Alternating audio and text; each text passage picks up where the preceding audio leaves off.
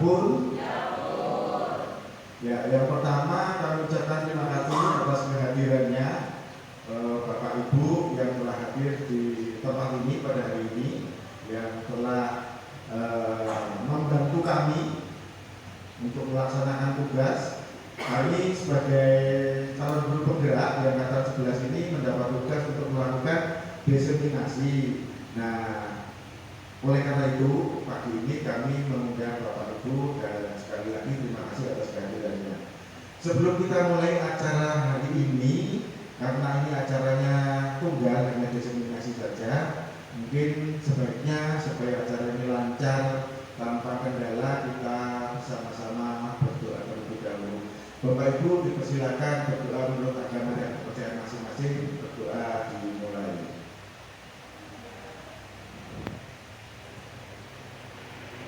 Selesai?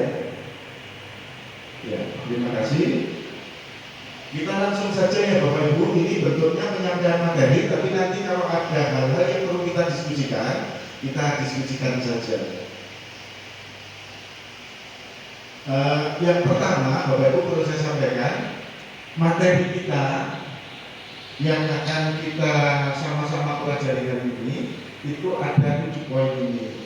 Sebenarnya kita fokusnya sih di bagian ke-7 soal segitiga restitusi. Tapi untuk kita bisa belajar dan paham tentang segitiga restitusi, kita perlu mereview ingatan kita soal materi-materi dan konsep-konsep yang lainnya. Makanya ini saya susun sedemikian rupa dari mulai 1, 2, 3 dan seterusnya sampai akhirnya ke segitiga restitusi. Kita lanjutkan saja Bapak Ibu ya. Halo? Semangat ya? Oke, yang pertama Bapak Ibu. Yang pertama, mungkin sebelum kita bicara lebih jauh soal materi kita, ada paradigma yang perlu kita perbaiki dulu di dalam benak kita, yaitu cara berpikir kita dan pola pikir kita. Yang pertama, Bapak Ibu sebagai guru yang selama ini juga sudah mengajar, mungkin ada yang sudah 20 tahun lebih ya, ada yang baru 2-3 tahun dan seterusnya. Pernah nggak berpikir dengan 3 pertanyaan ini? Pernah. Apa sih tujuannya pendidikan? Kadang-kadang kita juga keliru. Jangan-jangan kita nanti memahami juga keliru. Lalu kita sebagai guru itu sebenarnya tugasnya apa sih sebagai pendidik? Lalu yang sudah saya lakukan selama ini kira-kira sudah benar atau belum? Pernah berpikir seperti itu? Pernah? Atau tidak pernah memikirkan itu, yang penting masuk kerja, ngajar, tanggal 1, 2 gajian selesai gitu, duitnya habis, besok ngajar lagi gitu ya. Tak tahu ya? Ya, oke Bapak Ibu. Yang pertama, apa sih tujuan pendidikan? Sepemahaman kita apa tujuan pendidikan? Kalau saya tadinya memahami pendidikan itu ternyata agak salah. Saya berpikir kalau yang namanya mendidik itu membuat sesuatu menjadi seperti yang kita inginkan. Pemahaman saya tadinya begitu. Jadi kalau saya mendidik anak supaya jadi pintar, ya saya harus membuat sedemikian anak itu supaya jadi pintar, bahkan menghalalkan segala cara, termasuk memaksa, intimidasi dengan kekerasan, bentak dan seterusnya itu. Apa seperti itu yang selama ini kita pikirkan? Sama? Sama enggak? Beda? Pak Topik ada mikir sama enggak? Apa seperti itu atau beda? Pak Topik? Ya, atau mungkin yang lainnya? Bu Eni, apa seperti pemahaman saya waktu itu Bu? Apa mungkin beda? Kalau saya awalnya ya Pak, tapi saya menyadari sebagai guru, saya tidak, kalau pendidikan itu kan memberi didikan kepada anak, berbeda dengan saya mendidik. Selain saya menjadi pendidik, saya juga harus mendidik. Kalau pendidik itu ya bisa jadi tadi dengan, oh ya saya menginginkan supaya anak itu seperti saya. Tapi ternyata bahwa mendidik itu lebih sulit, karena mendidik itu pemahaman saya ya membimbing anak sesuai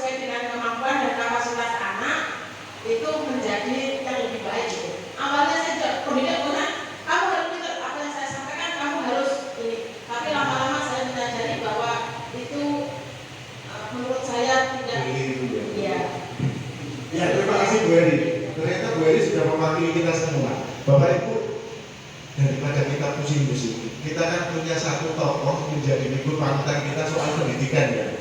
Bapak Ibu kenal kan ini? Aduh, saya salah, namanya sudah langsung saya tulis, aturan namanya nggak ditulis dulu ya. Namanya langsung saya tulis. Nah, menurut Ki Hajar Dewantara, pendidikan itu ternyata ini yang selama ini mungkin kadang-kadang kita abai dengan ini, menuntut segala kodrat yang ada pada anak agar mereka dapat mencapai keselamatan, kebahagiaan yang setinggi-tingginya, baik sebagai manusia maupun sebagai anggota masyarakat. Ternyata kita itu menuntut, ya bahasa menuntut itu kan berarti salah, seperti kalau saya tadi memaksa gitu ya. Lalu dalam tulisannya Ki Hajar Dewantara itu dalam lampiran dasar-dasar pendidikan keluarga tahun 1 nomor 1 23 November dan sampai Desember 1936 sampai Januari Februari 1937. Ini ditulis sudah lama sekali, tapi ini masih relevan dengan saat ini. Jadi kalau dibayangkan, ya jadi orang mengatakan kita ambil contoh perbandingannya dengan hidup tumbuhan seorang petani. Dalam hakikatnya sama kewajibannya dengan seorang pendidik yang menanam padi misalnya hanya dapat menuntun tumbuhnya padi, ia dapat memperbaiki kondisi tanah, memelihara tanaman padi, memberi pupuk dan air, membasmi ulat-ulat atau jamur-jamur yang mengganggu hidup tanaman padi dan lain sebagainya. Jadi kalau kita berpikir seperti ini, kita kan ternyata seorang guru itu sama seperti petani atau tukang kebun gitu. Kita itu hanya menuntun tumbuh kembangnya, tapi tidak merubah kodratnya. Kadang-kadang kita keliru Bapak Ibu. Kelirunya kalau saya menyampaikan seperti ini contohnya, kita memaksa bebek untuk terbang atau memaksa ikan untuk manjat pohon, karena masing-masing individu itu kan unik menurut kodratnya gitu ya. Yang namanya ikan, ya dia pintarnya berenang, dia urusannya sama air, dia hidupnya di air. Tapi kita lupa karena kita punya target untuk mendidik, membuat anak seperti harapan kita supaya bisa manjat pohon. Nah ikan kita suruh manjat pohon, yang sering terjadi kan seperti itu. Oke, kita lanjutkan ya Bapak Ibu, ini untuk mereview stigma kita di dalam. Ya lanjut. Nah dengan mengacu pada filosofi Ki Hajar tadi, ada beberapa poin yang mungkin menurut saya ini catatan penting. Yang pertama, salah satu tanggung jawab kita sebagai pendidik adalah menghilangkan atau mencabut gangguan-gangguan yang menghalangi proses pengembangan potensi murid. Jadi ibaratnya kita nanam jagung, kita itu harus punya tanggung jawab untuk membuat jagungnya tumbuh dengan subur tanpa ada gangguan. Kalau ada rumput liar, dia dikasih singkirkan dan seterusnya seperti itu. Yang berikutnya perlu diingat, selama seorang merasakan tekanan-tekanan dari lingkungannya, maka proses pembelajaran akan sulit terjadi. Jadi kalau anak masih di bawah tekanan, itu anak-anak biasanya untuk proses belajarnya juga tidak bisa berjalan dengan mulus, tidak bisa berjalan dengan baik. Lalu yang ketiga, lingkungan yang baik akan mendukung terciptanya kebiasaan-kebiasaan baik. Dari kebiasaan-kebiasaan baik akan tumbuh menjadi karakter-karakter baik warga sekolah. Kalau kita sempitkan pembicaraan kita di lingkup sekolah. Lalu pada akhirnya karakter-karakter dari kebiasaan-kebiasaan baik itu akan membentuk sebuah budaya yang baik atau budaya positif. Lanjut ya Bapak Ibu. Nah, oke, itu perubahan paradigma kita, cara pandang kita soal pendidikan. Lalu yang berikutnya, kita mencoba merubah paradigma juga soal stimulus dan respon, kita rubah kepada pendekatan teori kontrol. Jadi Bapak Ibu, kita selama ini mungkin masih banyak yang memakai sistem stimulus respon. Jadi kalau menurut Stephen Covey dalam bukunya itu mengatakan begini, Bila kita ingin membuat kemajuan beneran, sedikit-sedikit ubahlah sikap atau perilaku kita. Jadi kalau membuat kemajuan, kita merubah sedikit-sedikit perilaku kita. Tapi, namun, bila kita ingin memperbaiki cara-cara utama kita, maka kita perlu mengubah kerangka acuan kita. Ubahlah bagaimana Anda melihat dunia, bagaimana Anda berpikir tentang manusia, ubahlah paradigma Anda, skema pemahaman Anda, dan penjelasan aspek-aspek tertentu tentang realitas. Jadi Bapak Ibu, kembali ke pokok pembicaraan kita. Kalau kita mau berbicara soal budaya positif, makanya ini saya tampilkan di awal, kita harus sepakat dulu, kita harus merubah paradigma kita, merubah pola pikir kita. Soal pendidikan tadi kita sudah tegaskan, kita coba merenungkan kembali, ternyata yang benar itu seperti yang disampaikan tadi. Walaupun kita selama ini juga sudah menuju ke arah sana, tapi kadang-kadang kita masih kembali dengan cara yang lama. Nah, paradigma ini yang harus kita bentuk, kita pola. Lalu yang kedua, kita juga harus merubah paradigma kita soal stimulus dan respon menjadi teori dan kontrol. Apa sih perbedaannya? Saya tidak menjelaskan ini lebih jauh karena ini juga pasti Bapak Ibu sudah tahu sebenarnya ya. Saya menjelaskan sedikit tentang perbedaan-perbedaannya saja. Kalau kita bicara soal teori stimulus respon, itu ada istilahnya realita, kebutuhan semua manusia itu dianggap sama. Kalau kita bicara soal stimulus respon, pasti kita menganggap semua murid kita itu sama. Gitu. Tapi kalau kita berdasarkan teori kontrol, kita bisa melihat realitanya bahwa kebutuhan itu memang beda-beda. Jadi semua siswa kita itu punya kebutuhan yang berbeda-beda. Lalu yang berikutnya semua orang melihat hal yang sama. Kalau menurut stimulus respon, tapi menurut teori kontrol tidak seperti itu. Setiap orang itu punya gambaran yang berbeda-beda. Yang berikutnya kita mencoba mengubah agar pandangan sama seperti kita. Ini seperti yang saya sampaikan tadi. Pandangan saya yang salah, saya coba membuat mendidik anak itu membuat seperti yang saya inginkan, seperti cara berpikir saya. Tapi kalau menurut teori kontrol tidak seperti itu. Kita berusaha memahami pandangan orang lain tentang dunia, jadi bisa mengakomodasi dan mengerti apa yang mereka pikirkan, bagaimana cara mereka berpikir. Lalu yang berikutnya, perilaku buruk dilihat sebagai kesalahan. Itu menurut stimulus respon. Tapi kalau menurut teori kontrol, semua perilaku itu memiliki tujuan. Nanti kita juga akan belajar soal perilaku dasar manusia. Lalu yang berikutnya, orang lain bisa mengontrol saya menurut stimulus respon. Tapi menurut teori kontrol, hanya Anda sendiri yang bisa mengontrol diri Anda. Lalu yang berikutnya, saya bisa mengontrol orang lain. Ini juga sering kita salah memahami. Kita memahami kalau kita itu bisa mengontrol murid. Nanti kita lihat apa sebenarnya kita bisa mengontrol atau tidak. Kalau menurut teori kontrol, itu Anda tidak bisa mengontrol orang lain. Pemaksaan ada pada saat bujukan gagal. Biasanya kalau kita sudah bujuk Anda nggak mau, paksa bentar, gitu ya. Kalau menurut teori kontrol, kolaborasi dan konsensus menciptakan pilihan-pilihan baru. Yang terakhir, model berpikir menang kalah kalau teori kontrol. Jadi dalam satu keputusan itu ada yang menang, ada yang kalah. Gitu. Tapi kalau untuk teori stimulus respon ya, kalau untuk yang teori kontrol, model berpikirnya win-win solution. Tidak ada pihak yang dikalahkan, tapi semua harus dimenangkan. Bagaimana caranya? Cari alternatif yang memenangkan semua pihak. Lanjut ya, masih ada liputan. Ya. Lalu yang berikutnya, Bapak Ibu, kita coba melihat soal disiplin positif. Nomor poin 1 dan poin 2, coba Bapak Ibu baca. Kira-kira benar nggak seperti itu? Yang pertama, kebanyakan orang akan menghubungkan kata disiplin dengan kata tertib, teratur, dan kepatuhan pada peraturan. Kata disiplin juga sering dihubungkan dengan hukuman. itu sesungguhnya berbeda, karena belajar tentang disiplin positif tidak harus dengan memberi hukuman.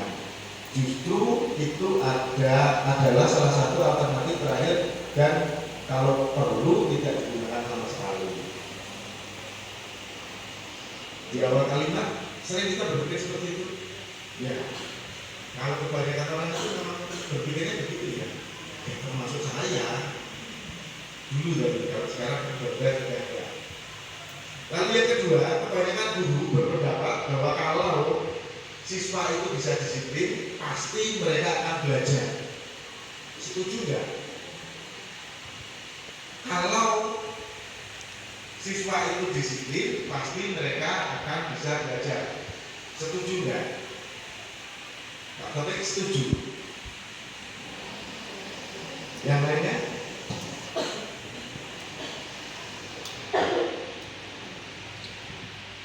Membisu 1000 bahasa. Iya.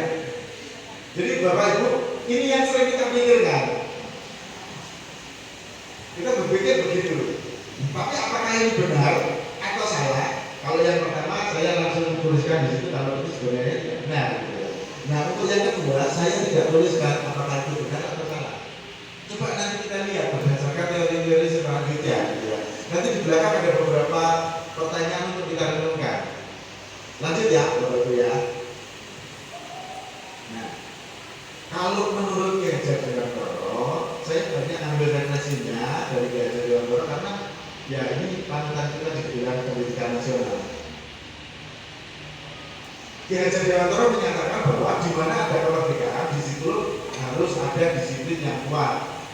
Sesungguhnya pun disiplin itu bersifat self disiplin, yaitu kita sendiri yang mewajibkan kita dengan sekeras-kerasnya, tetapi itu sama saja sebab jikalau kita tidak cakap melakukan disiplin, wajiblah penguasa lain mendisiplinkan diri kita.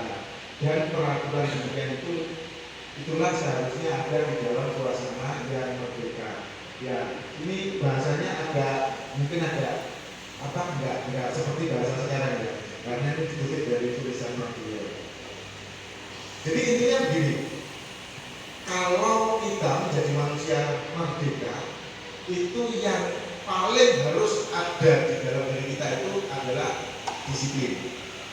Karena orang merdeka itu adalah orang yang bisa mendisiplinkan dirinya sendiri. Lalu bagaimana orang yang tidak bisa mendisiplinkan dirinya sendiri?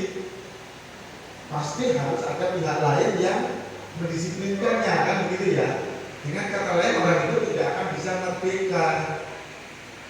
Pemahamannya kan begitu ya. Kalau saya sampaikan dengan bahasa kita sekarang. Lanjut ya. Nah, lalu standar pendidikan nasional berbicara apa soal disiplin? Panjang. Saya nggak usah baca, Bapak Ibu baca aja. Ya sambil biar ada kegiatan gitu nggak ngatur.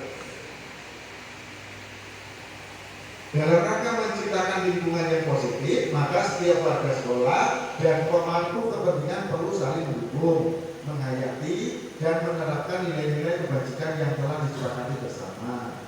Untuk dapat menerapkan tujuan mulia tersebut, maka seorang pemimpin pembelajaran perlu berjiwa kepemimpinan sehingga dapat mengembangkan sekolah dengan baik agar terwujud suatu budaya sekolah yang positif sesuai dengan standar kompetensi pengelolaan yang telah ditetapkan.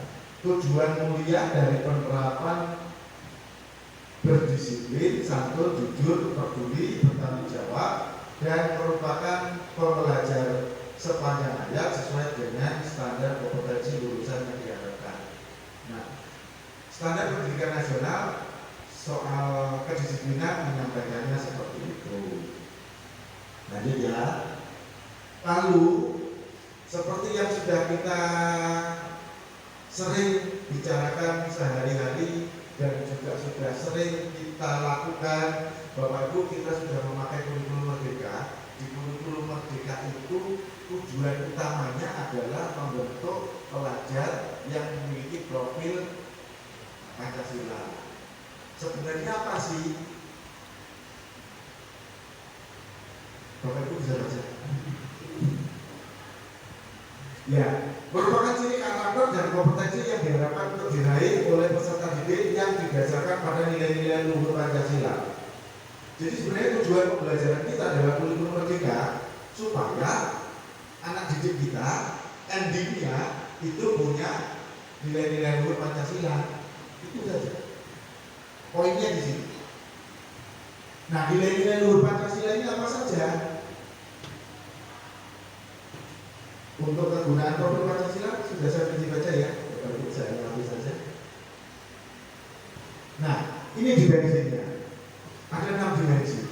Yang pertama, beriman bertakwa kepada Tuhan Yang Maha Esa dan berakhlak mulia. Yang kedua, kebinekaan global. Yang ketiga, bergotong royong. Keempat, mandiri. Yang kelima, bernalar kritis. Yang keenam, kreatif. Bayangkan Bapak Ibu, kalau siswa-siswi kita, murid kita memiliki keenam dimensi ini. Saya tidak cuma bilang begini.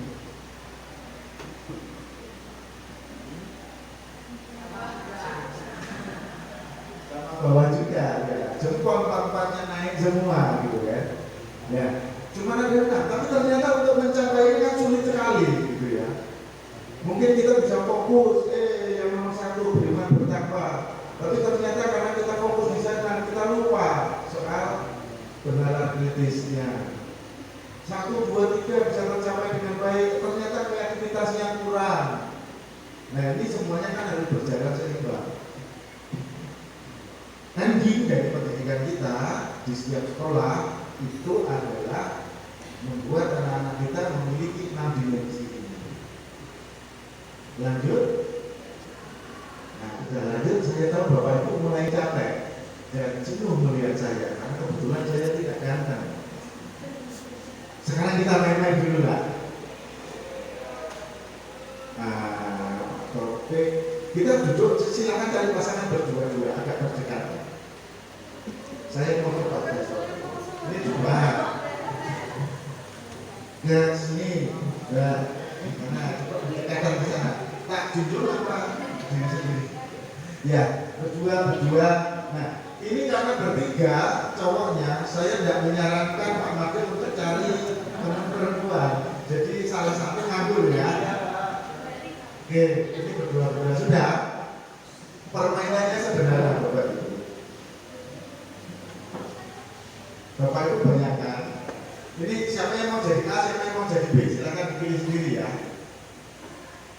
Dari satu kelompok itu silakan pilih sendiri. Pilih tugas A sama tugas B sama.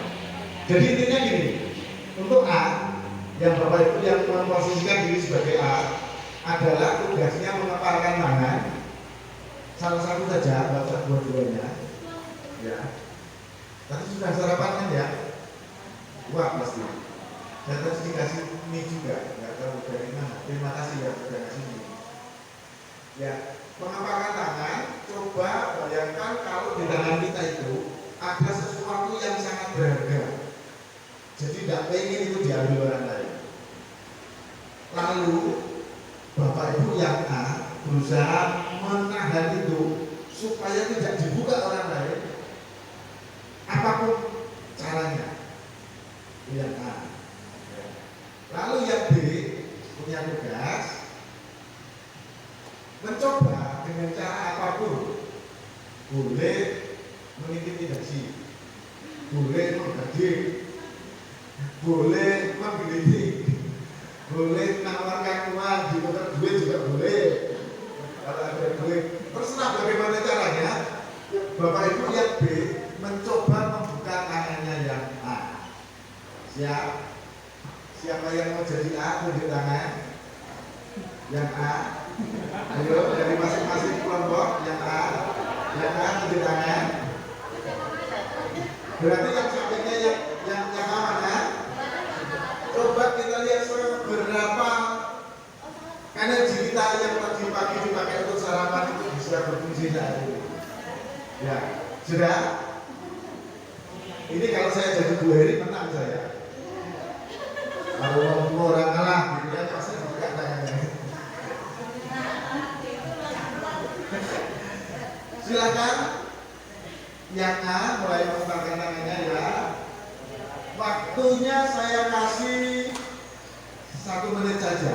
Nanti kita lihat hasilnya. Yang B-nya silakan buka, boleh bentak, tapi jangan pukul ya. Jangan pukul, nggak boleh pukul. Boleh bentak, boleh kitik-kitik. Makanya harus cewek-cewek atau cowok-cowok, boleh kitik-kitik, boleh nawarkan uang, terserah. Yang penting gimana caranya tangannya buka. Kita mulai sekarang, saya hitung sampai hitungan 3. 1, 2, 3.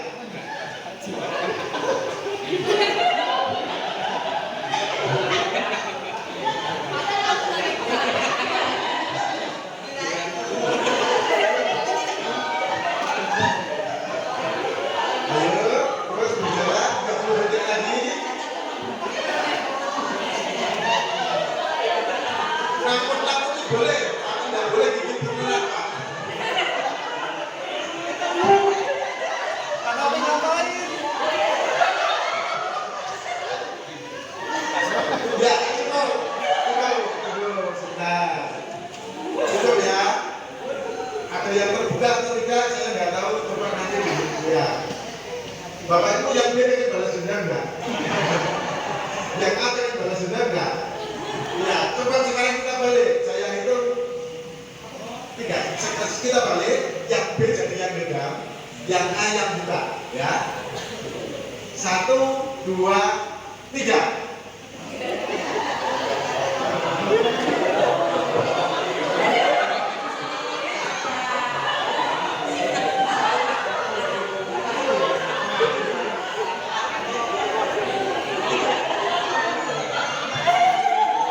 Ya. Sebentar lagi. Ada satunya.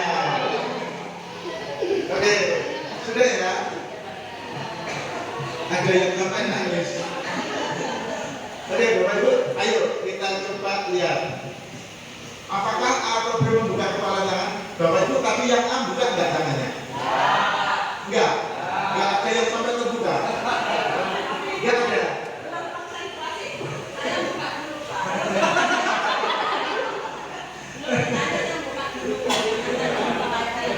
Ya, ada yang buka B-nya.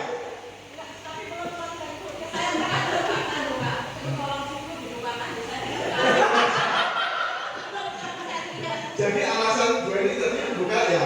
Alasannya kenapa?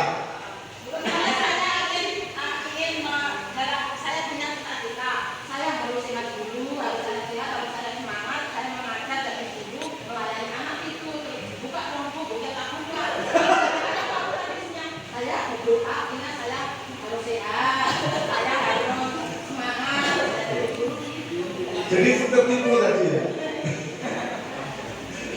Ya. Lalu yang berikutnya, apakah A atau B menutup kepala tangan Anda? Maka berarti yang terbuka kan Zuhairi. Yang tadi yang A atau B yang patahnya tangannya tidak terbuka. Kenapa sih kok tangannya nggak mau dibuka tadi? Nggak ada apa-apanya loh.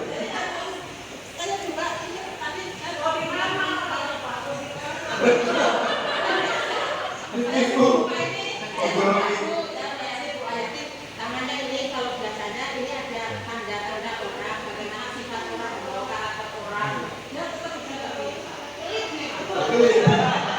sudah dirayu mau dibohongi, kalau mau dilamar itu nggak mau.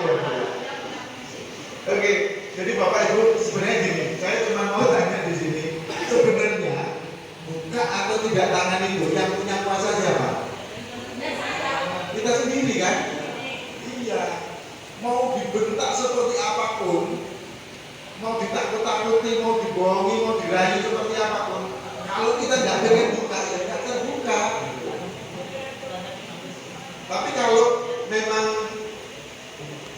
misalnya ini, dia tak kasih 20.000 buka,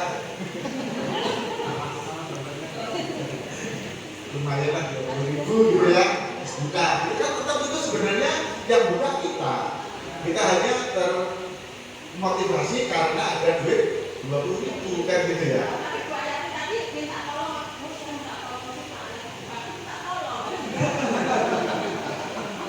Karena minta tolong ya, ini yakin bayarnya. Termotivasi karena pengen nolong. Jadi, nah Bapak Ibu, Ibu, kaitannya dengan ini. Tapi sebelum ke sini saya sedikit punya cerita. Ini agak berbeda. Bapak Ibu tahu binatang yang paling kuat di hutan apa? Lion, singa. Kalau serigala itu kuat nggak? Kuat ya. Ya, serigala kuat. Kalau singa sama serigala kira-kira kuat mana? Kuat singa ya? Ya, kayaknya kuat singa. Tapi Bapak Ibu pernah nggak berpikir di sirkus itu singa yang katanya raja hutan, yang katanya paling kuat, kok dia bisa masuk sirkus? Ya kan? Bapak Ibu pernah lihat di sirkus itu ada serigala? Enggak. Enggak ada. Karena dia bukan paling kuat loh. Ya. Kenapa? Saya tanya ke Pak. Saya tanya sama singanya. Saya banyak sama serigalanya. Enggak gini Bapak Ibu. Ternyata serigala itu termasuk binatang yang paling punya pendirian. Dia nggak bisa diatur. Dia punya, kalau kita lihat dari sisi positifnya ya, dia punya prinsip. Dia nggak mau diatur, tidak mau dipengaruhi. Maunya dia apa ya itu yang dia kerjakan. Makanya susah untuk dikendalikan. Makanya nggak bisa masuk ke sirkus. Singa, sekuat apapun singa, dia mudah dijinakkan, bisa dirayu, bisa dipancing dengan kasih sayang. Kalau orangnya merawat dengan kasih sayang, dia akan turun. Sehingga ya nggak bisa begitu. Mau disayang seperti apa, dia maunya begitu ya begitu. Ini sedikit contoh yang berbeda. Nggak usah terlalu dipikirkan segala sama singanya. Mereka sudah ada di hutan. Nah, ini teori kontrol menurut William Geiser. Di bukunya William Geiser ini seorang psikiater dan pendidik. Dalam kontrol teori yang kemudian berkembang menjadi terus teori itu meluruskan beberapa miskonsepsi tentang makna kontrol. Ini miskonsepsi tahu ya Bapak Ibu. Seolah-olah itu benar, tapi sebenarnya itu salah. Ini kalau kita tuliskan, saya tuliskan sebagai ilusi. Bapak Ibu, kita sering melihat ilusi bahwa guru mengontrol murid. Guru mengontrol murid itu enggak. Sebenarnya terlihatnya mungkin seperti itu, tapi sebenarnya guru nggak bisa mengontrol murid. Lalu yang berikutnya, ilusi bahwa semua penguatan positif, efektif dan bermanfaat. Sepertinya begitu, tapi ternyata tidak. Setelah dilakukan penyelidikan dan penelitian, ilusi bahwa kritik membuat orang merasa bersalah dapat menguatkan karakter. Ternyata tidak. Ilusi orang dewasa memiliki hak untuk memaksa. Sepertinya begitu. Anaknya nangis minta jajan. Sepertinya itulah yang terjadi, tapi sebenarnya tidak. Lanjut ya Bapak Ibu. Nah, kita lanjutkan motivasi perilaku manusia. Diana Gerson. Namanya susah sih. Coba orang sekali-sekali yang buat penemuan, buat teori seperti ini orang-orang kita gitu loh. Menurut Selamat Raharjo, katanya enak. Menurut Open Roman, nah, dalam bukunya Restructuring School Discipline menyatakan ada 3 motivasi perilaku manusia. Yang pertama, motivasi yang dilakukan oleh manusia untuk melakukan segala sesuatu yang dia kerjakan itu untuk menghindari ketidaknyamanan atau hukuman. Bapak Ibu tadi nggak mau buka tangannya kan nggak tahu dihukum, nggak mungkin beri hukum buaya, nggak mungkin gitu ya. Jadi nggak takut untuk tidak membuka, tetap mempertahankan membuka gitu ya. Lalu yang kedua, untuk mendapatkan imbalan atau penghargaan dari orang lain. Kalau nggak ada yang ngasih imbalan, ya tetap nggak dibuka kan gitu. Coba tadi seperti tadi saya bilang kalau misalnya Pak Iwan ditawari Pak Toto bilang 100 ribu, enggak gitu. Mungkin dibuka gitu kan. Iya, nggak ada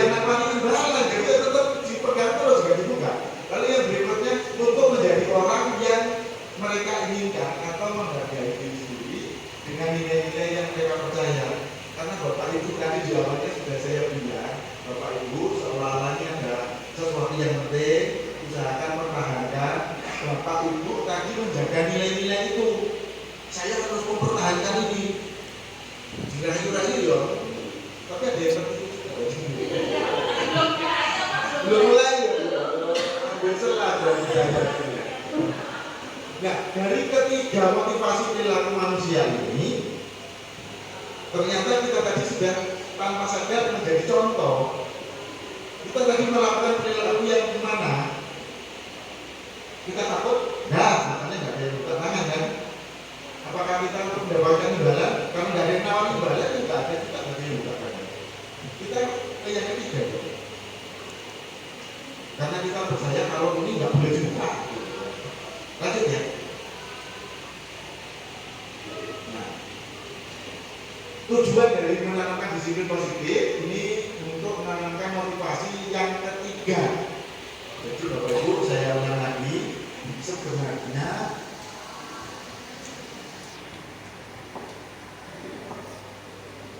dari tiga motivasi ini kita berusaha menanamkan disiplin positif, membuat budaya positif. Itu arahnya supaya anak-anak kita itu motivasinya untuk mengerjakan sesuatu ini pakai yang ketiga, bukan karena yang pertama, bukan karena yang kedua. Lanjut ya. Nah, ini pertanyaan untuk refleksi kita. Dengan ini ketiga jenis motivasi tadi, manakah yang saat ini paling banyak mendasari perilaku murid-murid Anda di sekolah? 1, 2, atau 3, Mas? Ayo, Bapak Ibu nggak boleh bohong, ini ada muridnya di sini.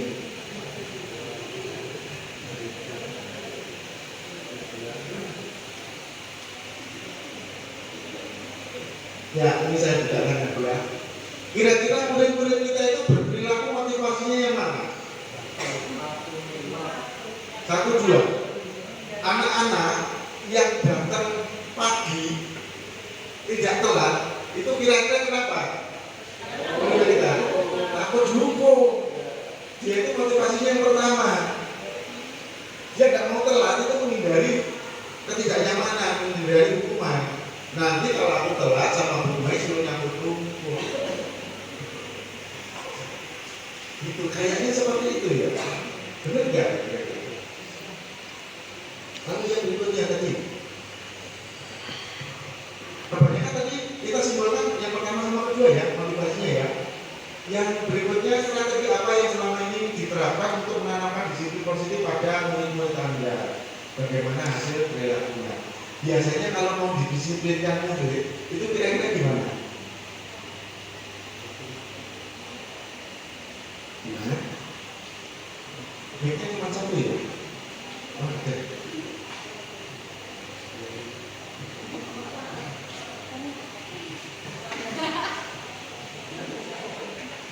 Tadi bisik-bisik mau jalan.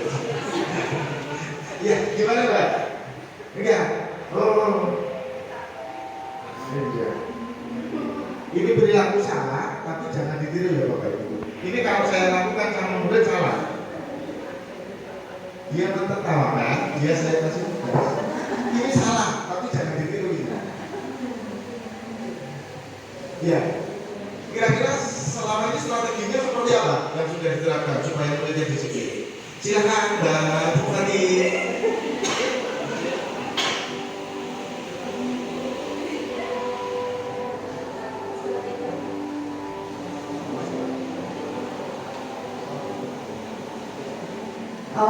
Kalau saya selama ini ketika ada siswa yang kurang disiplin itu biasanya lebih mengajak berbicara.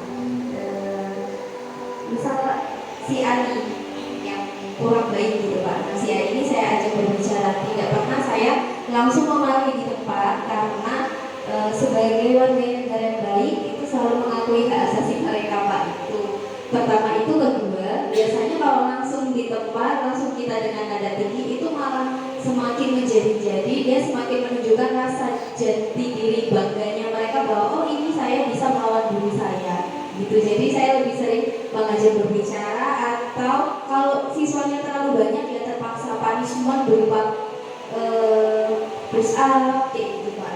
Itu sih yang kurang tepat punishment saat itu sih. Terima kasih. Kita tidak usah berpikir ini benar apa salah. Apa yang kita lakukan itu aja ya Bapak Ibu ya. Toh nanti kan kita mau belajar seharusnya seperti apa gitu.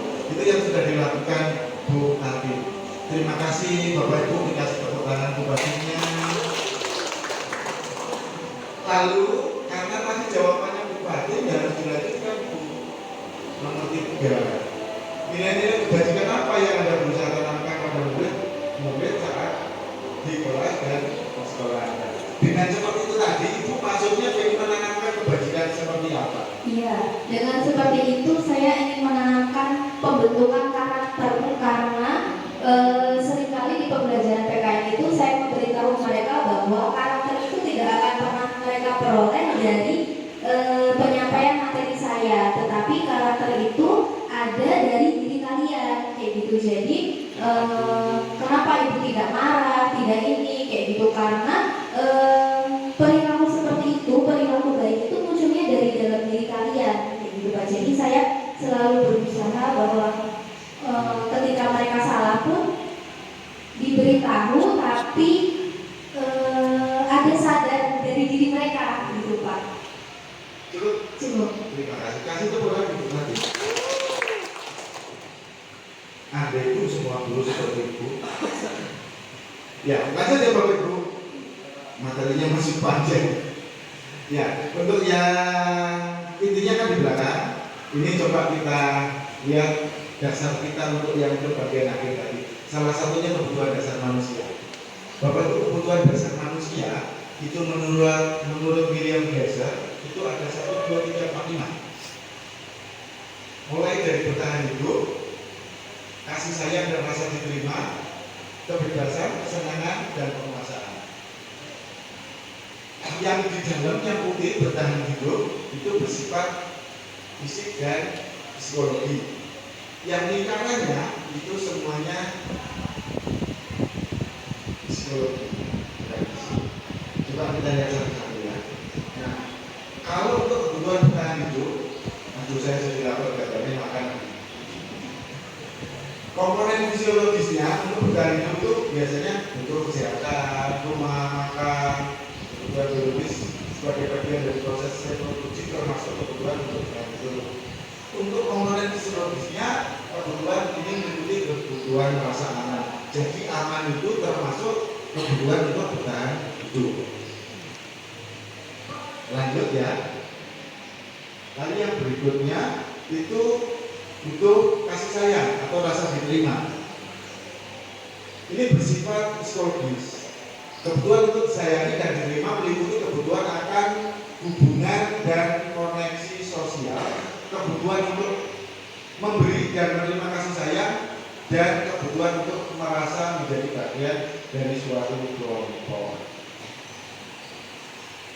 Lanjut ya. Kalau ini sudah sering didengar, sudah sering ini, saya pikir review saja.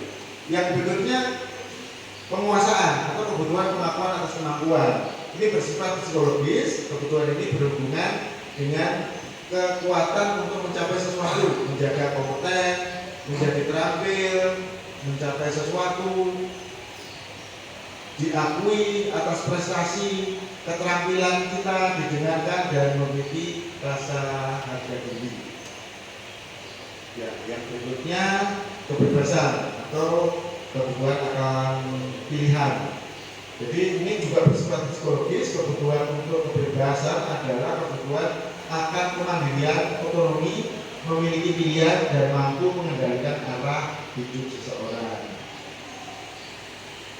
Lalu yang berikutnya kebutuhan kesenangan. Ini kebutuhan untuk merasa senang, bersifat psikologis. Kebutuhan akan kesenangan adalah kebutuhan untuk mencari kesenangan, bermain dan tertawa. Bayangkan hidup tanpa kenikmatan apapun, betapa menyenangkan. Ya, seperti itu ya, kira-kira. Oke, lanjut. Poin penting dari kebutuhan-kebutuhan itu tadi yang bisa kita catat. Yang pertama, semua orang senantiasa berusaha untuk memenuhi kebutuhannya dengan berbagai cara. Bila mereka tidak bisa mendapatkan kebutuhannya dengan cara positif, mereka bisa melanggar peraturan atau melakukan hal-hal yang tidak sesuai dengan nilai-nilai kebijakan. Contohnya, orang mencuri, misal gitu ya, orang mencuri. Ada seseorang yang lapar, kan nggak punya makanan, nggak bisa mendapatkan makanan dengan cara yang benar, dia mencuri. Contohnya ada anak kita itu yang agak super itu, dia senangnya ganggu temennya, ya kan? Temennya diam-diam ya diganggu sama dia, entah gimana caranya. Kalau temennya nangis susah gitu kayaknya sana. Nah itu juga sebenarnya bagian dari dia memenuhi kebutuhannya. Dia butuh apa kira-kira kalau yang nggak seperti itu? Butuh perhatian. Dia itu ganggu temennya itu kan cuma cari-cari perhatian. Dan mungkin juga butuh kesenangan, karena kalau dia temennya nangis dia senang gitu kan. Mungkin juga begitu. Kita tinggal lihat nanti spesifikasi kasusnya seperti apa kan gitu. Lalu yang berikutnya catatan pentingnya, kapasitas untuk berubah ada di dalam diri kita. Jika kita dapat mengidentifikasi kebutuhan apa yang mendorong perilaku kita, maka perubahan perilaku positif dapat dimulai dengan mencari solusi memenuhi kebutuhan tertentu dengan cara yang positif. Yang tahu kebutuhan kita itu kan kita. Yang tahu caranya untuk memenuhi itu sebenarnya kita sendiri. Kalau sudah kita bisa menyadari itu, ya kita akan bisa memenuhi kebutuhan kita secara positif. Tapi jarang kita bisa menyadari itu. Seperti saya contohkan tadi, anak kita yang butuh perhatian, butuh kasih sayang itu, dia nggak sadar kalau dia itu butuh perhatian. Tapi tingkah perilaku dia itu berbuat seperti itu. Nanti kalau terus sampai gurunya ditegur, kamu jangan nakal temannya. Senang dia, aku perhatikan. Gitu. Lanjut ya. Nah, ini sudah agak sedikit mengerucut Bapak Ibu. Kita masuk ke posisi kontrol restitusi. Sudah sering dengar kata restitusi? Ya, apa bedanya sama rest area Pak? Ya, restitusi sama rest area hubungannya Pak? Gak ada ya Pak. Restitusi itu sebuah pendekatan untuk menciptakan disiplin positif. Restitusi adalah proses menciptakan kondisi bagi murid untuk memperbaiki kesalahan mereka sehingga mereka bisa kembali pada kelompok mereka dengan karakter yang lebih kuat. Itu kata dosen dalam bukunya 2004. Lalu berikutnya, restitusi juga merupakan proses kolaboratif yang mengajarkan murid untuk mencari solusi untuk masalah mereka dan membantu murid berpikir tentang orang seperti apa yang mereka inginkan dan bagaimana mereka harus memperlakukan orang lain. Ini juga menurut Besson dan Wilson 1995. Sementara di tabel teorinya kita lanjut ya Bapak Ibu. Ya, di bawah ini ada beberapa perbedaan jika kita bandingkan. Kita kan sering ada yang kita sebut sebagai hukuman, ada konsekuensi, ada restitusi. Perbedaan dari ketiganya, coba saya misalnya.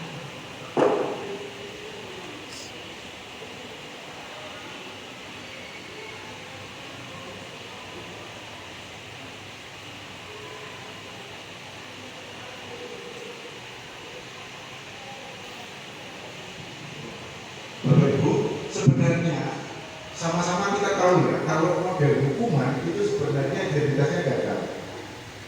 Kalau yang masih bisa diterima itu kan untuk menerapkan kedisiplinan itu model konsekuensi atau restitusi. Perbedaannya apa sih? Ada banyak sekali perbedaannya. Ini kita coba lihat sedikit ya. Yang pertama, berlaku hanya pada sebuah institusi, tidak berlanjut kepada kehidupan nyata, itu bentuk hukuman. Lalu untuk konsekuensi, membantu perlakuan mengikuti peraturan dalam masyarakat. Untuk restitusi itu fokus pada pemecahan masalah dalam waktu jangka panjang. Kalau hukuman itu bicara soal peraturannya ada, kamu harus. Tapi kalau untuk konsekuensi, apa peraturannya? Mampukah kamu melakukannya? Kalau tidak, ya terima kasih. Kalau tidak, konsekuensinya apa? Lalu yang berikutnya untuk restitusi, apa yang kamu yakini, apa yang kamu bisa lakukan untuk memperbaiki masalah ini. Sebenarnya banyak Bapak Ibu, nanti kalau perlu materi bisa saya saja kalau diperlukan. Kita tidak mau kita cuma bercontoh saja. Bapak Ibu kalau misalnya dalam satu kelas ada satu kesepakatan, kalau yang datangnya telat, itu nanti pulangnya harus tiket sendirian. Nah kalau misalnya si A datang telat, terus di akhirnya pulangnya tiket membersihkan kelas sendirian, itu bentuknya hukuman, konsekuensi atau restitusi.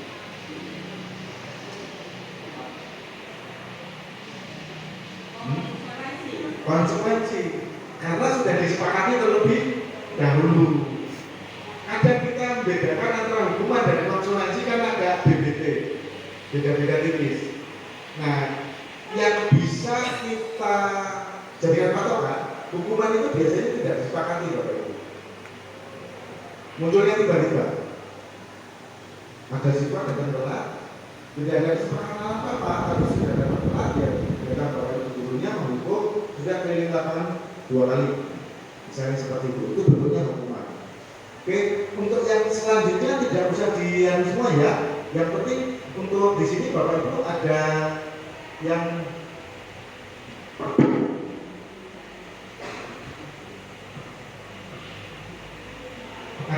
perlu ditanyakan dulu mungkin? Tidak ada? Ya, kalau tidak ada, karena sudah mulai ngantuk Bapak Ibu, sedikit saya mau berbagi tips ini di luar dari ini ya. Bapak Ibu mungkin, terutama ini yang bapak-bapak ini mulai agak badannya mengembung, bisa saya mau berbagi tips untuk mengecilkan perut. Kalau atau itu bukan perutnya sudah kecil. Jadi gini, saya belajar kita ini kan bukan hanya dari fisik untuk diolah ya, tapi dari psikologisnya. Iya ya?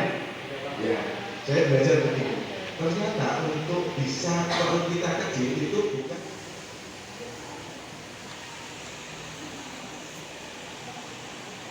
lima berapa?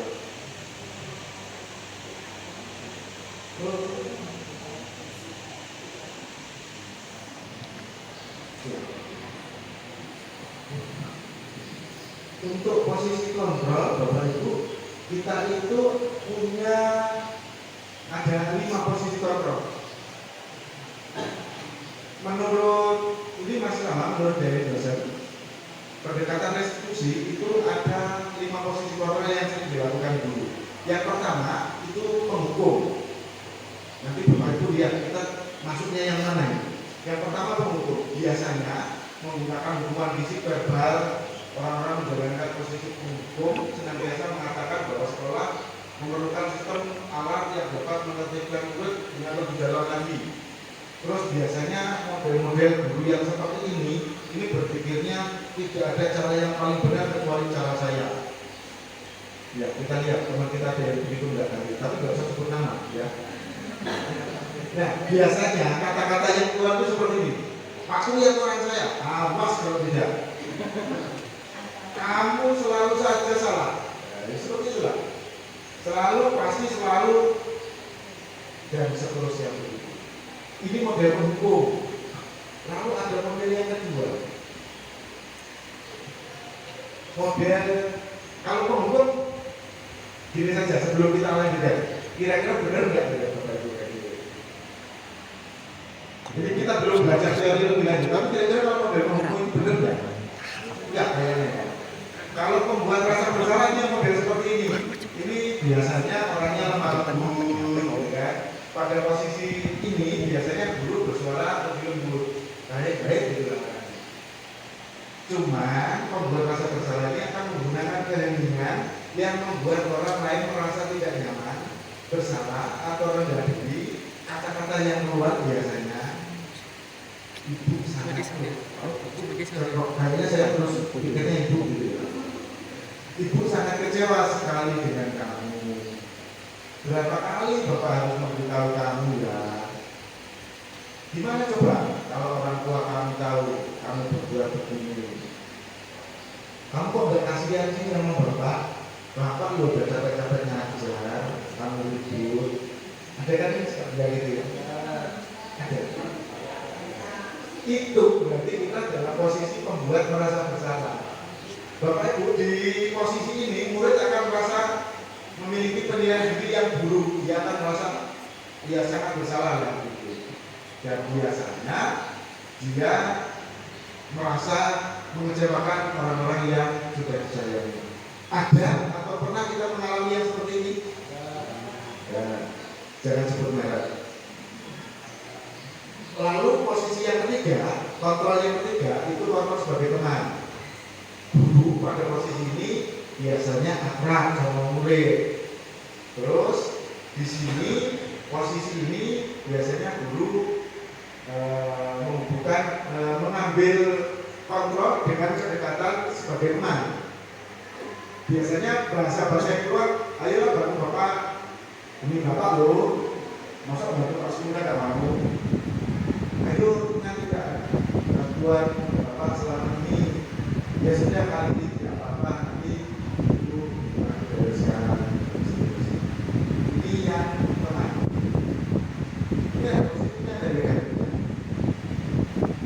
negatifnya dari posisi ini adalah bila sesuatu saat guru tersebut tidak bisa membantu, muridnya kecewa. Lanjut ya, Bapak Ibu.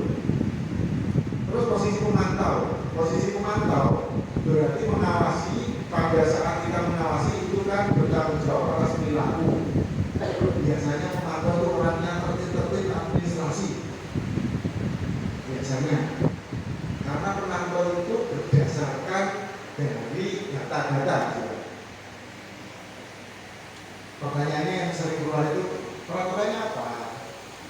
Apa yang telah kamu lakukan? Sanksi atau konsekuensinya apa? Nah, biasanya kalau ada beberapa sekolah yang sistemnya pakai pemantau seperti ini, kalau ada kesalahan, siswa itu dicatat poinnya berapa, gitu ya, sudah berapa. Lanjut ya, Bapak Ibu. Lalu yang terakhir itu posisi kontrol sebagai manajer. Posisi kontrol yang paling tinggi, ini langsung saja disampaikan, yang paling tinggi itu sebenarnya yang ini. Posisi di mana guru berbuat sesuatu bersama dengan murid, mempersilahkan murid, mempertanggungjawabkan perilakunya, mendukung murid agar dapat menemukan solusi atas permasalahannya sendiri. Seorang manajer telah memiliki panggilan di posisi teman atau pemantau. Biasanya kalau sudah biasa dengan posisi kontrol manajer, sebenarnya dia sudah bisa di teman atau bisa di pemantau. Terus kata-kata yang keluar itu biasanya apa yang kita yakini, kesepakatan yang sudah ada, atau keyakinan kelas yang sudah dibuat. Apakah kamu meyakininya? Jika kamu meyakininya, apa yang kamu bersedia memperbaikinya? Jika kamu memperbaiki ini, hal ini menunjukkan apa tentang dirimu dan seterusnya seperti itu. Tapi gambarnya 1, 2, 3, 4, 5 sudah tergambar ya Bapak Ibu ya. Lanjut. Pertanyaannya untuk direnungkan, tidak usah dijawab, jawab dalam hati. Saya ada di posisi mana biasanya? Sambil diingat gitu ya. Yang kedua, mana yang terbaik dari 5 posisi kontrol tadi? Manajer itu. Walaupun sulit, ya tapi itulah yang terbaik. Lalu mana yang paling sesuai untuk anak-anak kita?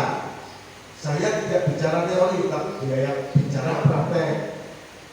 Apakah posisi terbaik tadi manajer itu sesuai dengan anak-anak kita?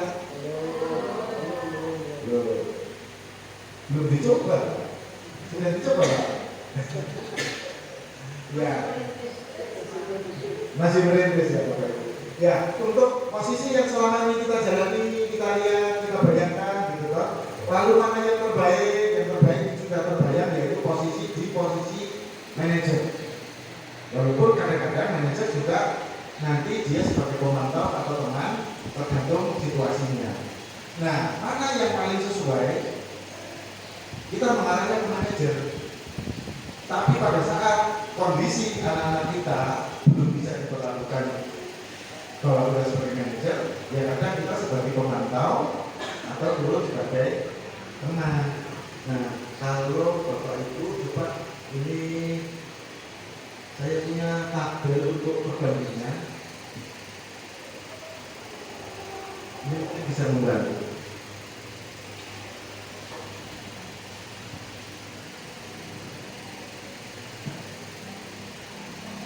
Ya, gini. Bapak Ibu, kalau kita buat tabel, jadi kalau yang identitas gagal, penghukum atau membuat merasa bersalah, itu jangan kita gunakan, ya. Itu jangan kita gunakan. Kenapa? Karena tadi sudah dijelaskan di ininya, itu ternyata ada dampak panjangnya. Lalu itu termasuk perilaku kontrol yang negatif. Penghukum dan pembuat merasa bersalah ini dengan ciri-ciri yang di bawah itu nanti Bapak Ibu bisa belajar lagi. Saya lebih fokus kepada judulnya supaya kita bisa memahami konsepnya. Nah, untuk yang motivasi eksternal itu bisa dalam bentuk penghukum, pembuat orang merasa bersalah, atau bisa juga sebagai teman, atau sebagai pemantau.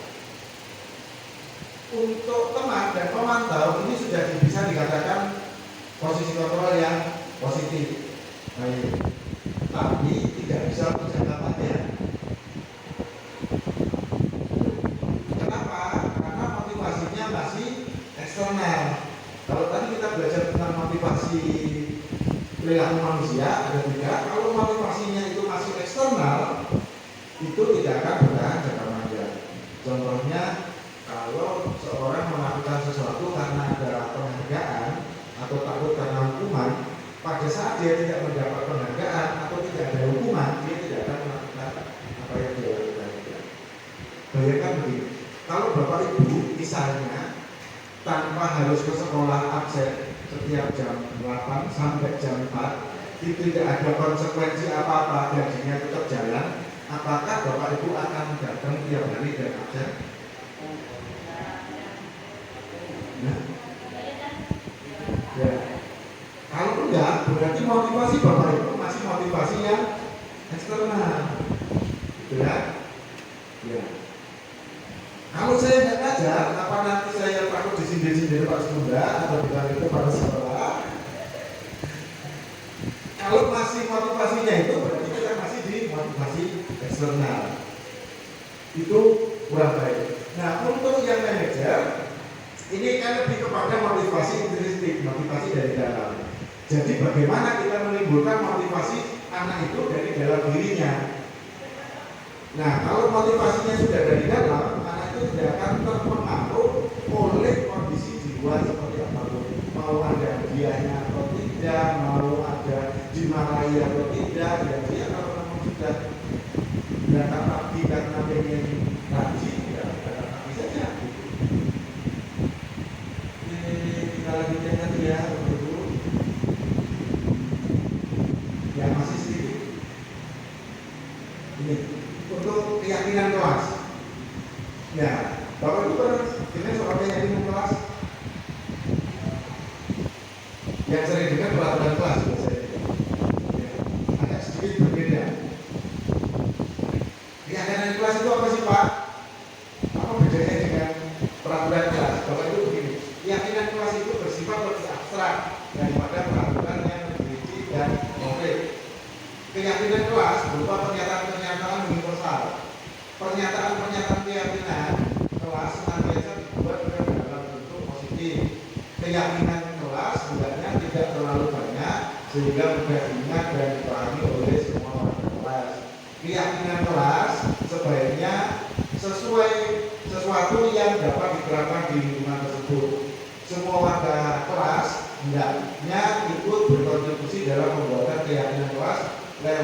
kegiatan curah pendapat, bersedia meninjau kembali keyakinan kelas dari waktu ke waktu, dan seterusnya.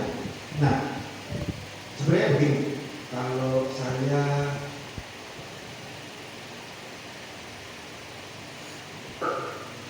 pengen lebih bisa memahami keyakinan kelas itu begini. Kalau Bapak itu saya tanya dengan pertanyaan berikut, mengapa sih kita memiliki peraturan tentang penggunaan helm pada saat mengendarai bermotor? Atau mengapa kita harus cuci tangan atau pakai masker setiap saat? Biasanya saya nggak tahu jawabannya. Biasanya jawabannya itu kan yang pertama itu kemungkinan jawabannya untuk keselamatan pakai helm kan gitu. Kalau yang kedua kemungkinan jawabannya ya untuk keselamatan atau kesehatan supaya tidak ada penyakit gitu. Nah, keselamatan dan kesehatan ini yang disebut nilai-nilai. Nilai-nilai ini yang akhirnya dibentuk menjadi keyakinan. Kalau nilai-nilai ini sifatnya universal, itu tidak tergantung dari suku, negara, bahasa, atau agama. Pokoknya secara umum dianggap itu baik. Ini yang disebut keyakinan, nilai-nilai. Nah, ini yang kita susun di dalam kelas. Dari keyakinan kelas ini nanti kita pada saat tadi kan ada kontrol institusi sebagai manajer, ini yang kita kembalikan ke anak-anak kita untuk dia bisa memotivasi dirinya untuk mengejar nilai-nilai ini. Prinsipnya kira-kira seperti itu. Nah, ini ada prosedur pembentukan keyakinan kelas. Saya pikir bisa dilewati aja ya Bapak Ibu ya. Ya, ini untuk secara ininya atau begini. Yang pertama itu dikumpulkan dulu kesepakatannya, lalu dicatat semua, lalu kalimat-kalimatnya kalau nanti yang ini keras harus kalimat positif diganti menjadi kalimat positif, gitu kan? Lalu dilihat lagi sama-sama, dikelompokkan menjadi nilai-nilainya dan seterusnya sampai nanti terbentuklah satu keyakinan kelas yang biasanya ditempel supaya orang bisa melihat semua. Ini ada contoh keyakinan kelas, ini beda-beda, saya ambilnya kelas 1, kelas 5 sama kelas 7. Untuk yang SMK belum dibuat. Ini bahasanya juga menyesuaikan dengan anak-anak. Kalau keyakinan kelas 1, di situ bahasanya setiap anggota kelas perlu belajar, setiap anggota kelas perlu senang, dan seterusnya bahasanya seperti itu. Lalu yang di kelas 3 atau kelas 7, kelas 7 ini kelas SMP kelas 2 ya. Nah, kelas 1 ya, kelas 1. Oh iya, saya hitungnya salah. Memang tambah 1. Nah, ini bahasanya juga lebih luas gitu ya. Bisa lihat juga. Ini ada contoh keyakinan kelas, ini beda-beda, saya ambilnya kelas 1, kelas 5 sama kelas 7. Untuk yang SMK belum dibuat. Ini bahasanya juga menyesuaikan dengan anak-anak. Kalau keyakinan kelas 1 di situ bahasanya setiap anggota kelas perlu belajar, setiap anggota kelas perlu senang, dan seterusnya bahasanya seperti itu. Lalu yang di kelas 3 atau kelas 7 ini kelas SMP kelas 2 ya. Nah, kelas 1 ya, kelas 1. Mana sapinya, Jay? Oh iya, saya hitungnya salah. Memang tambah 1. Nah, ini bahasanya juga lebih mau dong. luas gitu ya, karena tidak spesifik kalau keyakinan kelas itu. Yang pertama hormat, soal hormat. Kami meyakini bahwa sangat penting untuk menghormati semua orang dan barang milik orang lain. Soal bekerja, kami meyakini bahwa sangat penting untuk mengerjakan segala pekerjaan atau mengikuti segala yang telah ditugaskan dan seterusnya. Lalu Bapak Ibu kita sampailah ke akhirnya. Sudah banyak yang kita review tadi, sebenarnya ujung-ujungnya kita mau ke sini. Jadi Bapak Ibu, segitiga resolusi itu tujuannya untuk menciptakan lingkungan sekolah yang inklusif, mendidik dan berorientasi pada pemulihan ketimbang hukuman. Terus pendekatan ini membantu sekolah untuk mengatasi konflik pelanggaran dan masalah perilaku siswa dengan cara yang positif dan membangun. Jadi kita sudah belajar tentang tadi mulai motivasi perilaku dan seterusnya, itu arahnya ke sini sampai tadi kita belajar soal keyakinan kelas.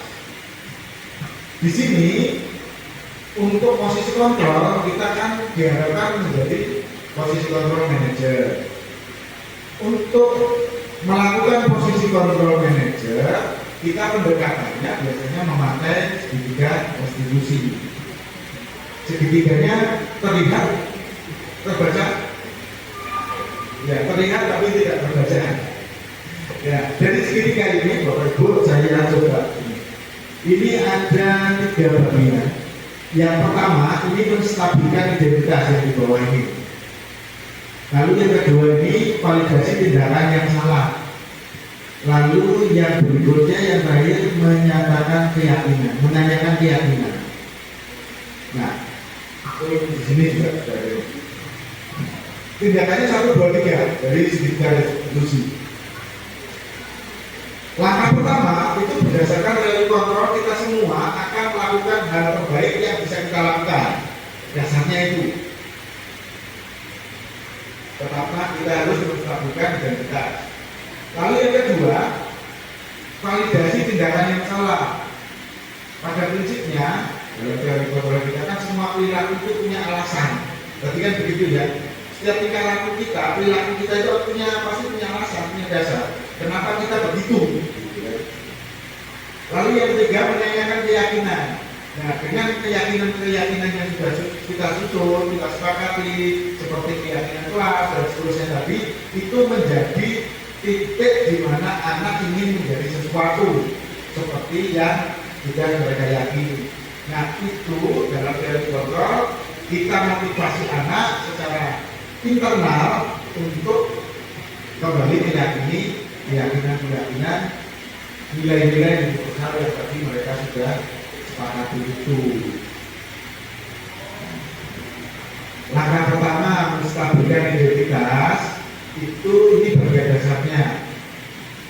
Dan ketika bertujuan untuk mengubah identitas anak dari yang gagal karena melakukan kesalahan menjadi orang yang sukses. Kalau kita ingin menjadi terbaik, maka kita harus meyakinkan si anak dengan cara mengatakan kalimat-kalimat ini. Berbuat salah tidak apa-apa. Jadi kita kembalikan ke menstabilkan identitasnya supaya anaknya tidak down maksudnya. Intinya begitu. Sudah berbuat salah jangan sampai dia down. Tidak ada manusia yang sempurna. Yang bahasa-bahasa seperti itulah. Ya mungkin ini bahasa menghibur gitu ya, supaya mereka kembali ke identitasnya. Kalau kita mengatakan kalimat-kalimat seperti itu, kenapa? Karena untuk membuat anak rasanya apa ya? Membuat anak supaya tidak membangkang lah. Gitu. Ketika seorang merasa sedih dan emosional, mereka tidak bisa mengakses otak bagian yang berfungsi untuk berpikir rasional. Nah, Bapak Ibu pernah belajar teori kerja otak? Kalau otak kita yang bagian emosional itu sudah bekerja, itu yang fungsi yang bagian rasional itu berkurang bekerjanya. Contohnya begini, Bapak Ibu kalau lagi sedih nangis, disuruh hitung 1 tambah 1 mungkin cari kalkulator. Ya, gitu. 9 kali 9 enak gitu, tapi begitu waktu nangis seperti itu 9 kali 9 memang nangis memang manusia begitu gitu ya. Jadi kalau kita membuat harapan anak-anak itu bisa kembali ke posisinya dengan stabil. Lalu yang kedua, validasi tindakan yang salah. Setiap tindakan kita lakukan dengan suatu tujuan, yaitu untuk memenuhi kebutuhan dasar. Ini prinsip. Jadi kalau ada anak yang berbuat salah, itu karena mereka memenuhi kebutuhannya. Kebutuhan apa? Bisa jadi kebutuhan kasih sayangnya, bisa jadi kebutuhan keamanannya, bisa jadi kebutuhan fisiknya. Kemarin ada anak kita yang ambil jamu, itu kebutuhan apa kira-kira yang mereka butuhkan? Mereka nggak lapar, nggak? Mereka ngambil jamu itu bukan karena lapar, loh. Mereka itu cuma butuh kasih sayang. Mereka itu butuh perhatian, gitu. Jadi begitu ngambil jamu, dilihat teman-temannya kan bangga, gitu ya. Berani. Ya, situ contoh-contoh kecil seperti itu. Nah, dengan validasi kesalahan ini biasanya bahasa-bahasa yang kita lontarkan begini, padahal kamu bisa loh melakukannya yang lebih buruk dari ini. Atau kamu bisa, pasti punya alasan mengapa melakukan itu. Jadi jangan langsung bilang kamu salah, gitu kan. Tapi kita lebih baik berdiskusi, berkomunikasi dengan anak itu, mengetahui apa sebab dia melakukan itu. Nah, mungkin tindakan dulu dengan memvalidasi sikap yang tidak baik seperti bertentangan dengan aturan yang ada. Jadi kok seolah-olah apa ya? Kita memvalidasi kesalahan itu kayak mendukung kesalahan. Sebenarnya tidak seperti itu. Terus yang terakhir, restitusi tidak menyarankan guru bicara ke murid bahwa melanggar aturan adalah sikap yang baik. Bahasanya maklum, tapi jangan terus dibenarkan. Kok apa ngambil jamu? Salah kalau seperti itu. Tapi kalau kenapa sih kamu ngambil jamu? Lapar Pak, kamu lapar. Kenapa enggak makan di kantin? Kok ngambil jamu? Nanti kan terus keluar dari dia. Apa alasannya mungkin karena nggak punya uang, atau mungkin alasannya apa dan sebagainya. Lanjut ya, Bapak Ibu. Nah, yang terakhir, menanyakan keyakinan. Dari kesalahan yang sudah tervalidasi itu, anak sudah menyadari kesalahannya, menyadari kebutuhannya, dia sudah sadar kenapa dia melakukan itu. Baru kita kembalikan ke kepercayaan yang keyakinan yang mereka miliki. Makanya nanti kita membuat keyakinan kelas, keyakinan sekolah yang sudah disepakati.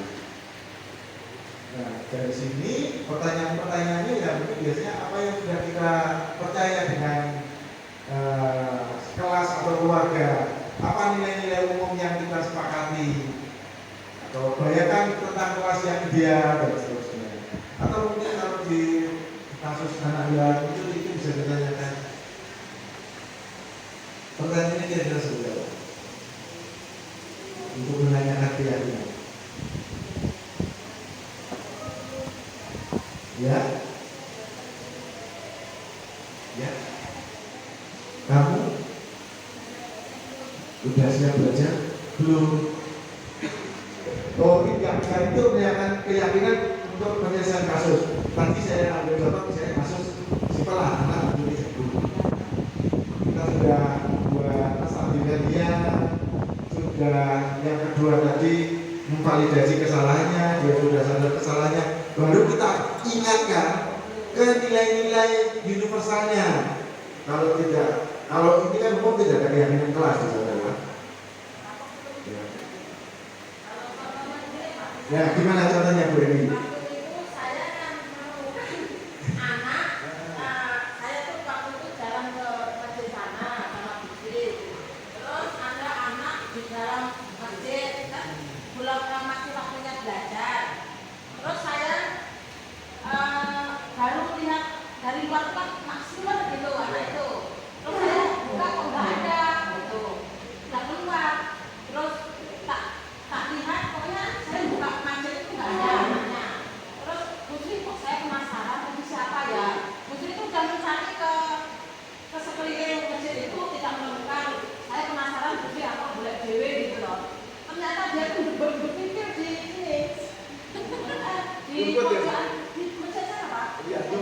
Iya, rumput.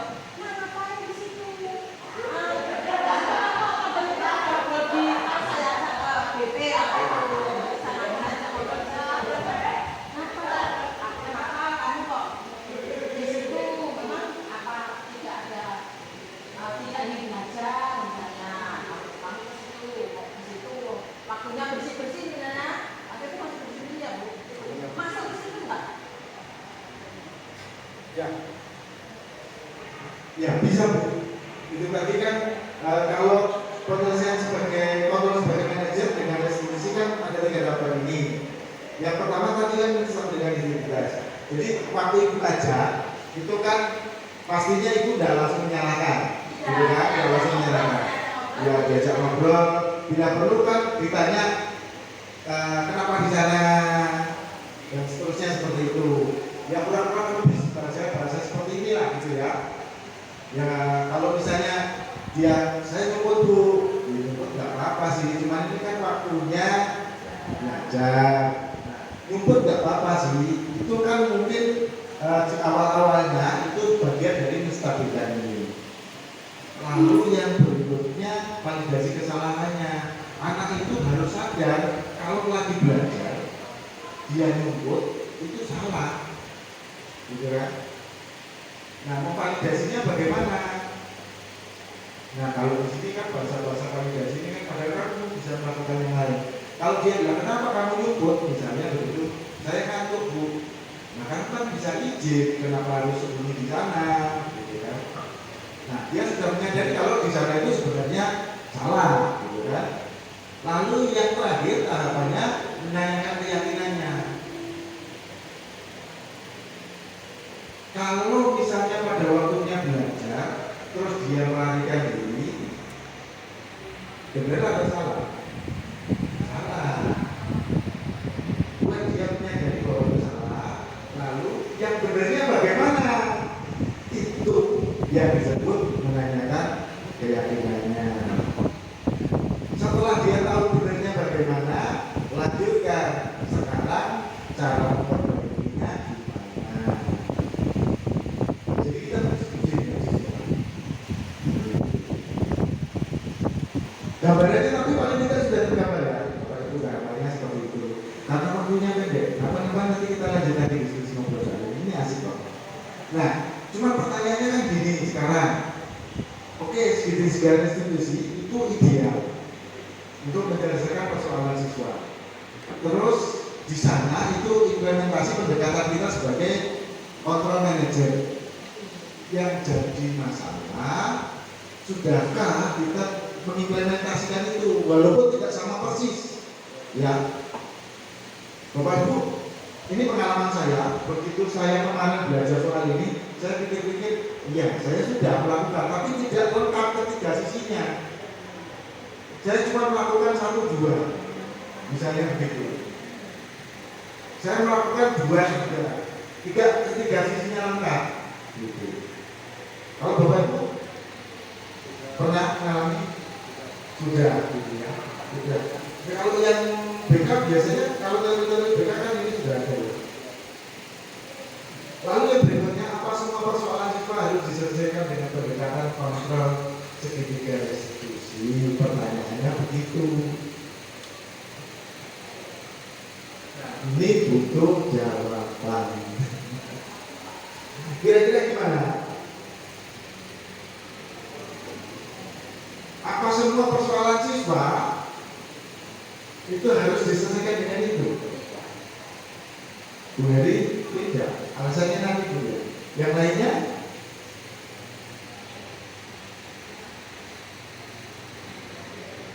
Tidak. Iya. Tergantung dengan setidaknya. Restitusi ini kan pendekatan sebagai control manager. Tapi di awal kita sudah sepakat juga. Kadang-kadang dalam situasi tertentu kita tidak harus mengambil kontrol sebagai manajer. Mungkin kita menurunkan ke pemantau atau ke teman. Walaupun kita tahu resikonya pemantau atau teman itu hanya untuk jangka pendek. Poinnya kira-kira sudah bisa ditangkap, didapat belum? Sudah. Kalau sudah, sebelum diakhiri, apakah ada yang ingin ditanyakan atau kita diskusikan atau ada masukan?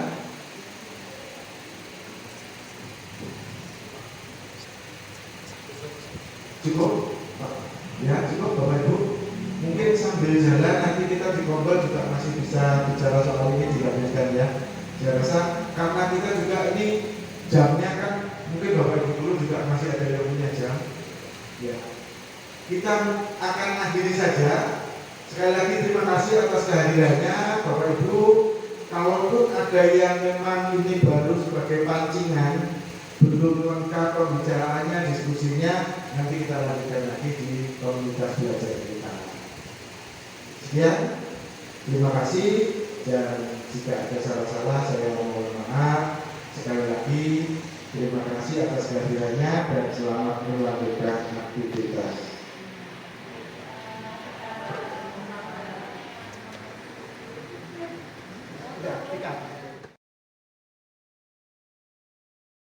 Assalamualaikum warahmatullahi wabarakatuh. Saya Indah Kustiabi Nahyu, saya adalah guru SMK Negeri 4 Metro. Saya adalah rekan sejawat Pak Sekunda yang saat ini sedang mengikuti pendidikan CGP Angkatan 11. Saya adalah peserta diseminasi yang telah disampaikan oleh Pak Sekunda dengan tema Budaya Positif di Lingkungan Sekolah pada hari Jumat 23 Agustus 2023. Kesan saya merasa apa yang telah disampaikan Pak Sekunda tentang budaya positif di lingkungan sekolah sangat bermanfaat karena dapat menumbuhkan karakter peserta didik. Saran saya, alangkah baiknya apabila budaya positif di lingkungan sekolah dapat dilaksanakan di sekolah karena dapat menumbuhkan karakter peserta didik. Demikian pesan dan saran saya. Tetap semangat Pak Sekunda, semangat mengikuti CGP Angkatan 11. Terima kasih. Wassalam. Assalamualaikum. Assalamualaikum warahmatullahi wabarakatuh. Saya Melena Sinta Dewi, saya adalah guru SMK Negeri 4 Metro selaku teman sejawat Bapak Sekunda yang saat ini mengikuti pendidikan calon guru penggerak Angkatan 11. Saya adalah peserta diseminasi dengan tema budaya positif di sekolah yang disampaikan oleh Bapak Sekunda pada hari Jumat tanggal 23 Agustus 2024. Kesan saya setelah mengikuti materi yang disampaikan oleh Bapak Sekunda sangat bermanfaat dan menginspirasi bagi pendidikan, dan saya mendapatkan ilmu baru dalam satuan pendidikan pembelajaran. Saran saya sebagai pendidik, kita juga harus menggunakan budaya positif di sekolah seperti yang disampaikan oleh Bapak Sekunda. Demikian saran dan pesan saya. Tetap semangat calon guru penggerak Angkatan 11 dan tetap semangat untuk Bapak Sekunda. Demikian, terima kasih. Saya akhiri. Wassalamualaikum warahmatullahi wabarakatuh.